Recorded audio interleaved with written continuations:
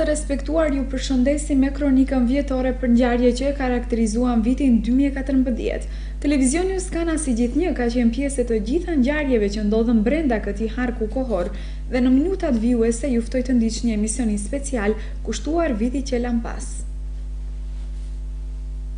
Ishte 14 koriku i vitit 1993, dita kur e gjithë Kërçova priste se çka do të bëhet me iniciativën e paralajmëruar se një medium i pavarur do të niste emetimin e programit në gjuhën shqipe. Dhe ishte ajo ditë që përmbushi ëndrrën e kahmotshme të popullatës shqiptare të kësajane. Filloi transmetimi i programit të radio dhe televizionit Uskana, mediumi që dëshmoi kapacitete mediatike në pasqyrimin e ngjarjeve për 21 vite rresht. Mediumi që gjithnjë ishte në funksion të popullatës së kësajane. Në 21 vjetorin e themelimit, ky medium shënon edhe një sukses tjetër që gjithashtu ka të bëjë me cilësinë, zgjerimin dhe shtirjen e sinjalit televiziv përtej kufive të rajonit të Kërçovës. Duke plotësuar kushtet e digitalizimit, televizioni Uskana mori licencën e transmetimit të programit në nivel regional. Programi i televizionit Uskana tani ka një shtrirje gjeografike shumë të gjerë, që fillon nga Rostusha e deri në kufi me Shqipërinë, duke mbuluar kështu edhe Mavrovën, Kërçovën, Dollnenin, Krushevën, Prilepin, Manastirin, Resnje dhe disa vendbanime të Ohrit. Me një program të pasur dhe përmbajtësor, televizioni Uskana dha një kontribut të veçantë edhe për komunitetin turk dhe rom, me fillimin e programit edhe në gjuhën maqedonase. Pra ishte ky një angazhim konkret në afirmimin e vlerave të komuniteteve jo shumicë që jetojnë në këtë rajon. Radio Televizioni Uskana vazhdon të jetë në funksion të qytetarëve edhe gjatë periudhës që vjen, duke përmbushur kështu misionin e saj shumë fisnik të veprimtarisë mediale, me një informim të shpejtë, të drejtë dhe korrekt.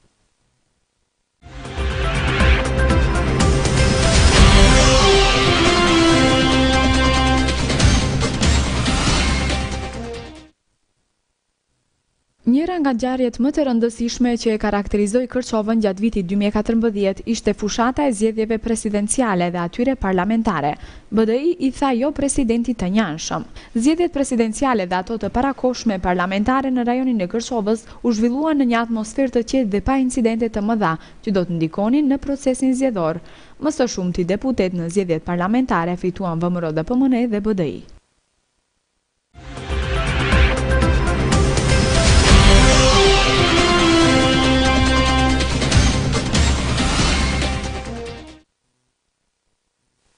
Edhe në qytetin e Kërçovës u zhvilluan protestat në shenjë revolte ndaj vendimit të gjykatës për burgim të përjetshëm të shqiptarëve në procesin Mostra. Të tubuarit në këtë protest u solidarizuan me protestuesit e Shkuprit dhe qyteteve tjera dhe kërkuan ndërprerjen e dhunës policore ndaj qytetarëve që kërkojnë drejtësi në procese gjyqësore. Protestat u zhvilluan pa incidente dhe protestuesit u shpërndan të qetë duke lënë mesazhin për lirimin e të burgosurve shqiptar, të dënuar pa drejtësish përmes një procesi të montuar politik.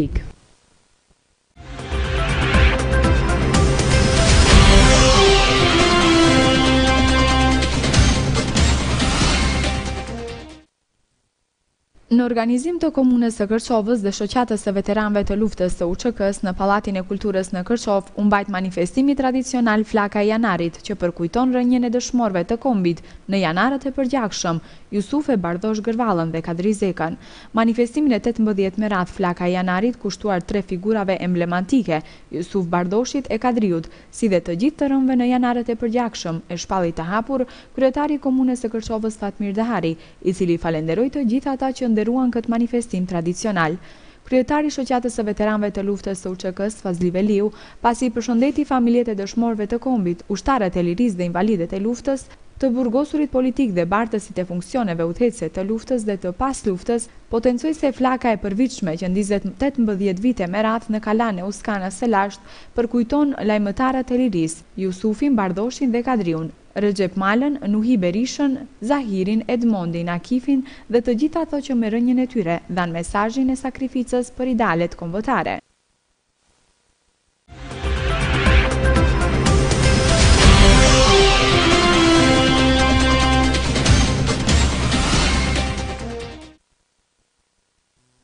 Një protest tjetër që karakterizoi vitin 2014 ishin edhe protestat 4 ditore e të punësuarve në Termoelektranën e Oslomes. Mbi 270 punëtor të angazhuar nëpërmjet agjencionit në Termoelektranën e Oslomes protestuan për të shprehur pakënaqësitë e tyre ndaj autoriteteve kompetente për mosrregullimin e problemit të statusit të tyre si punëtor, me të cilin në vend që të marrin sa bashkëpunëtorët e tyre që punojnë aty, paga e tyre mujore është 12.000 denar. Ata madje bllokuan rrugën kryesore Kërçov-Oslome, duke pa mundësuar kështu lëvizjen e automjeteve, gjëgjësisht autobusët të cilët do t'i çonin punëtorët e tjerë tek Termoelektrana. Ata kërkuan që paga të mos jetë më ulët se 35.000 denar ose t'ju rregullohet statusi i tyre si të punësuar të rregullt në Termoelektran. Protesta zgjati për 4 ditë radhazi, mirë por kërkesat e punëtorëve nuk u morën parasysh.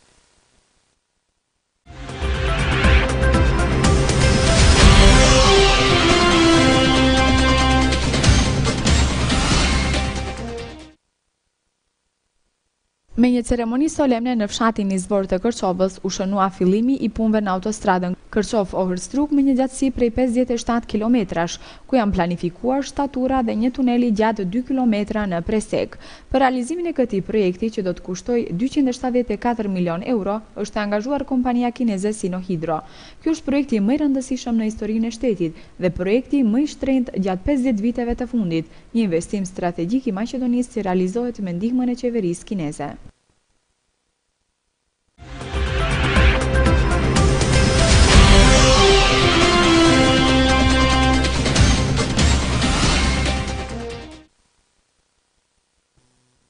Një projekt shumë i rëndësishëm që u realizua gjatë këtij viti është rregullimi dhe asfaltimi i bulevardit kryesor të Kërçovës. Arteria kryesore e qytetit tani më do të ketë pamje plotësisht të re. 2 korsitë e kësaj rruge tani më do të ofrojnë qarkullim të lehtësuar të makinave, por edhe të kombësorëve, pasi që në kuadër të këtij projekti u ndërtuan edhe trotuaret e bulevardit të qytetit. Me këtë realizim infrastrukturor është zbutur edhe nevoja e vend parkimeve, me çka qytetarët e Kërçovës një kohë të gjatë janë përballur me këtë mungesë. Ky projekt ka vlerën e 50 milion denarëve, ndërsa punët janë në fazën e fundit të zhvillimit. Aktualisht po punohet në rregullimin e pjesës nga semaforët e magjistrales deri te stacioni i trenit. Në këtë projekt është përfshirë edhe gjelbërimi, ndriçimi dhe kanalizimi.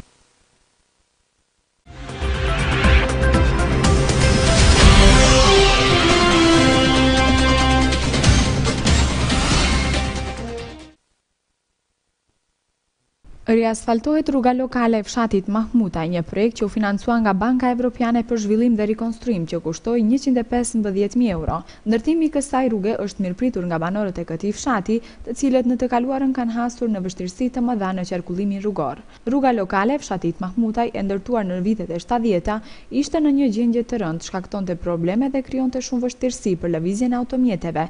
Prandaj nevoja për rikonstruime të rëndësishëm të saj ka qenë e domosdoshme. Kërkesat e banorëve të këtij fshati për rregullimin e kësaj rruge totalisht të shkatëruar janë parashtruar që nga viti 2006, por ato bëhen realitet me intervenimin e komunës së Kërçovës, e cila realizoi këtë projekt. Një grant prej 115.000 euro është siguruar nga Banka Evropiane për Zhvillim dhe Rikonstruim.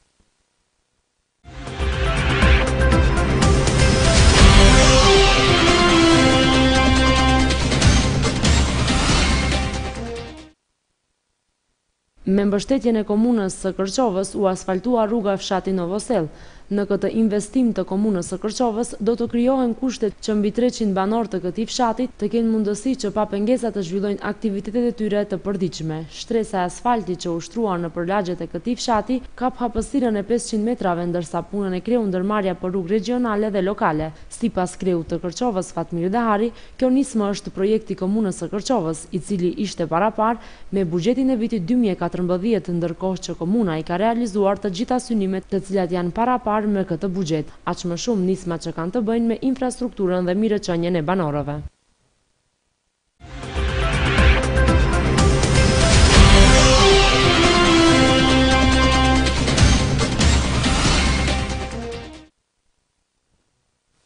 Në rajonin e Kërçovës edhe kësaj vere pati probleme me mungesën e ujit për pije. Probleme më të theksuara të furnizimit kishte në fshatrat e Zajazit dhe Oslomes.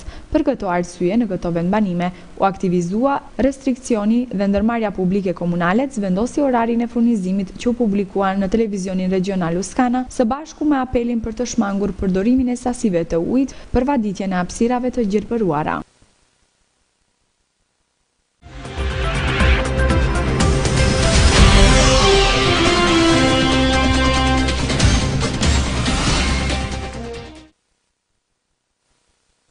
Ministri i Mjedisit Jetësor dhe Planifikimit hapësinor Nurhan Izairi, i shoqëruar nga kryetari i komunës së Kërçovës Fatmir Dahari, inspektuan punimet që po zhvillohen në rrjetin e ujësjellësit të Zajazit. Ministri Izairi vlerësoi se ky projekt që ka shumën 59 milion denar do të përfundojë në afatin e planifikuar. Projekti për furnizim me ujë të pijshëm të 4 fshatrave të Zajazit është një investim qeveritar që do të zgjidhë një herë përgjithmonë problemin e furnizimit me ujë të pijshëm në fshatrat e ish komunës së Zajazit. Punët ndërtimore që po zhvillohen në linjë prej 4.3 kilometrash rrjedhin normalisht, tha Ministri i Mjedisit Jetësor dhe Planifikimit hapësinor Nurhan Izairi gjatë inspektimit të punëve në rrjetin prej 1.6 kilometrash, ku është shtuar edhe tubacioni i ujit që do të furnizojë pjesën veriperëndimore të Zajazit.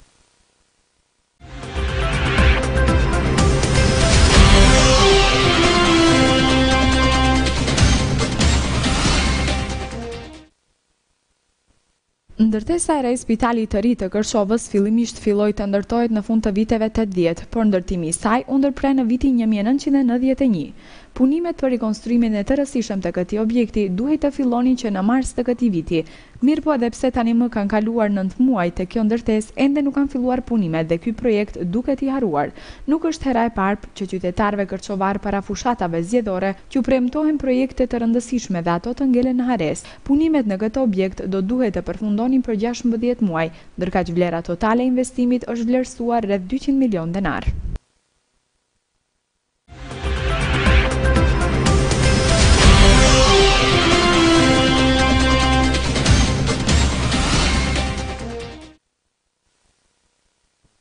Viti i ri mosimor 2014-2015 nisi me probleme në të dy shkollat e mesme të Kërçovës, si në atë me mësim në gjuhën shqipe Drita, po ashtu edhe në atë me mësim në gjuhën maqedonisht Mirko Milevski. Për arsye të numrit të madh të nxënësve të cilët do të përfshihen në transportin falas që po organizon Ministria e Arsimit dhe Shkencës së Maqedonisë dhe që janë nxënës kryesisht të vendbanimeve rurale, ditën e parë kanë udhëtuar me harxhime vetanake. Pas vizitës në për të gjitha shkollat fillore dhe dy të mesme të Kërçovës, kreu i Kërçovës Fatmir Dahari për televizionin Uskana theksoi se arsimi në Kërçovë po vuan nga borxhet e trashëguara.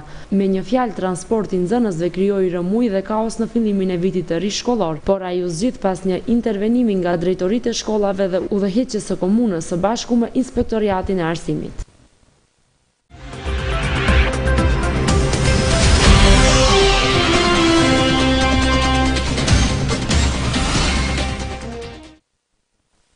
Me një ceremoni solemne u përurua rikonstruimi të rëndësishëm i shkollës Mustafa Kemal Ataturk në fshatin Plasnis, një investim i organizatës turke Tika që ka shumën 300.000 euro. Në këtë solemnitet morën pjesë zëvendës kryeministri i Turqisë Numan Kurtulumush, ai i Maqedonisë Musa Xhaferi, ministri i arsimit Abdulaqim Ademi, si dhe deputet dhe zyrtarë të lartë nga të dyja vendet. Rikonstruimi të rëndësishëm i objektit të shkollës Mustafa Kemal Ataturk në fshatin Plasnic u financua nga organizata turke Tika dhe ky investim kapi shumën prej 300.000 eurosh.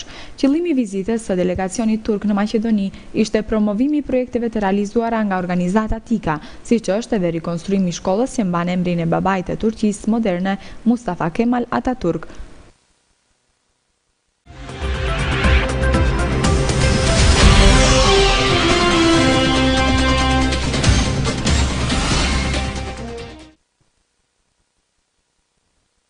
Nxënësit e arsimit dhe prindërit e shkollës së mesme Drita të Kërçovës ishin mbledhur në ambientin e gjimnazit të Kërçovës për ta shënuar ditën e përvjetorit të shkollës së tyre. Në mesin e të pranishmive ndodheshin udhëheqës institucionesh lokale si dhe republikane, e ndërta edhe deputetja e Kërçovës Vjollca Mehmeti Nuredini. Përmes një programi të larmishëm kulturor dhe artistik, ata u paraqitën përpara të pranishmive, ku në veçanti spikatën pikat e përgatitura nga kori i shkollës. Në referatin e rastit drejtori i kësaj qendre shkollore, Nebi Bilali Balli, theksoi se sukseset të cilat i arrin kjo shkollë janë për t'u lakmuar dhe së bashku me arsimtarët dhe prindërit ne pokorim sukseset e njëpasnëshme në arritjen e rezultateve sa më të mira në mësim.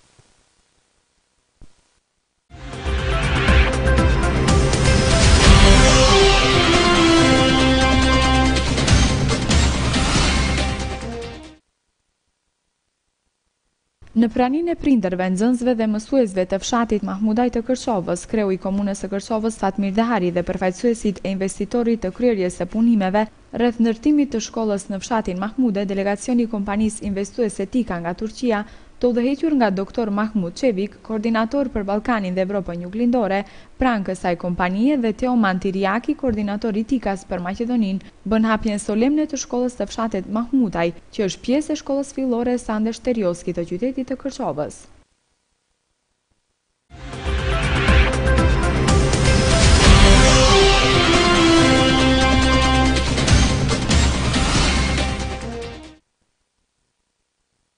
Gjatë vitit 2014 janë realizuar disa aktivitete humanitare. Organizata humanitare Gjysmë Hëna e Kuqe, në bashkëpunim me organizatën humanitare Kalliri i Mirësis, ndan veshmbathje për 400 fëmijë deri në moshën 11 vjeçare. Në emër të familjeve kërçovare, për këtë kontribut humanitar, atyre u shprehu një falënderim të veçantë kryetari i komunës së Kërçovës Fatmir Dehari.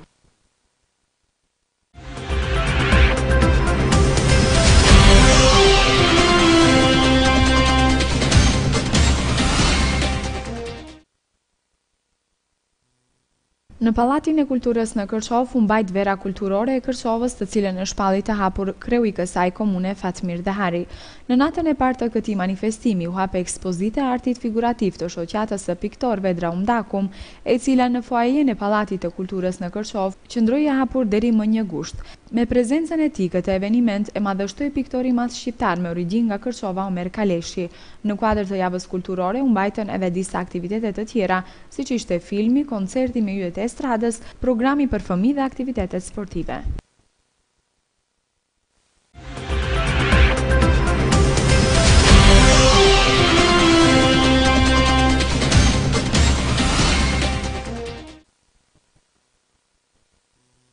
Karvani i librit është të bërë një traditë për shqiptarët në Maqedoni.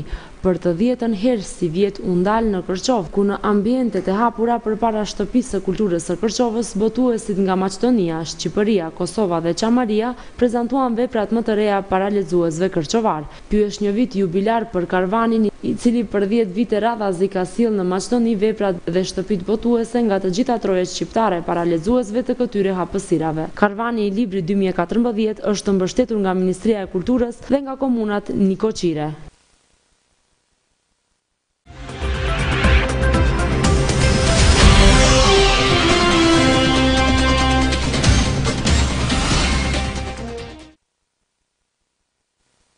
Në lokalitetin pitoresk Knezhin, në Kërçov, u mbajt kolonia 21 meradh e artit figurativ, e cila edhe këtë vit tuboi artist me renome botërore, që sollën vepra artistike me vlera të vendeve nga ata vinë.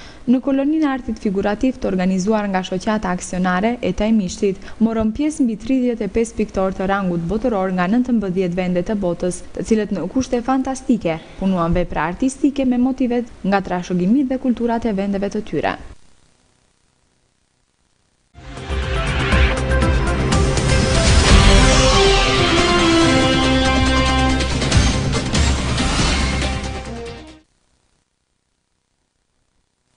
Në mënyrë solemne në fshatin Popojan të Kërçovës u përurua xhamia e re. Ky objekt i kultit është ngritur me vetë kontributin e banorëve të fshatit, si dhe me donacione të mërgjimtarëve që jetojnë e punojnë gjithandej në diasporë.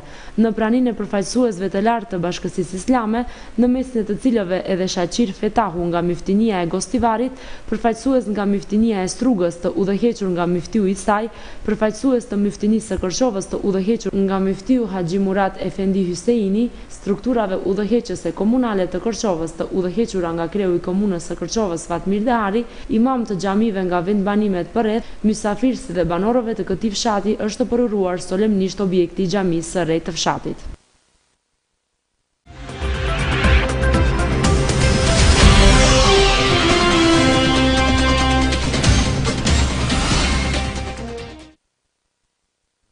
Këshilli i Komunës së Kërçovës mbajti mbledhjen e 25 me radhë, ku miratua buxheti i komunës për vitin 2015, programi i aktiviteteve kulturore për vitin që vjen, si dhe planet financiare për shkollat që veprojnë në territorin e Komunës së Kërçovës. Buxheti i vitit që vjen për Komunën e Kërçovës është përgatitur në mënyrë transparente dhe ai do të ketë edhe një komponent ndikuese zhvillimore, potencoi kryetari i Komunës së Kërçovës Fatmir Dehari në elaborimin e buxhetit të vitit 2015. Në buxhetin e vitit të ardhshëm, thai, janë inkorporuar edhe 34 projektet e qytetarëve që u propozuan në kuadër të programit Forume në Bashkësi, që financohet nga Fondacioni Zviceran për Zhvillim dhe Bashkëpunim. Pas një debati për aspektet e ekzekutimit, këshilltarët e Kuvendit Komunal të Kërçovës me shumicë votash miratuan buxhetin e Komunës së Kërçovës për vitin 2015, i cili ka shumën 704 milion denar.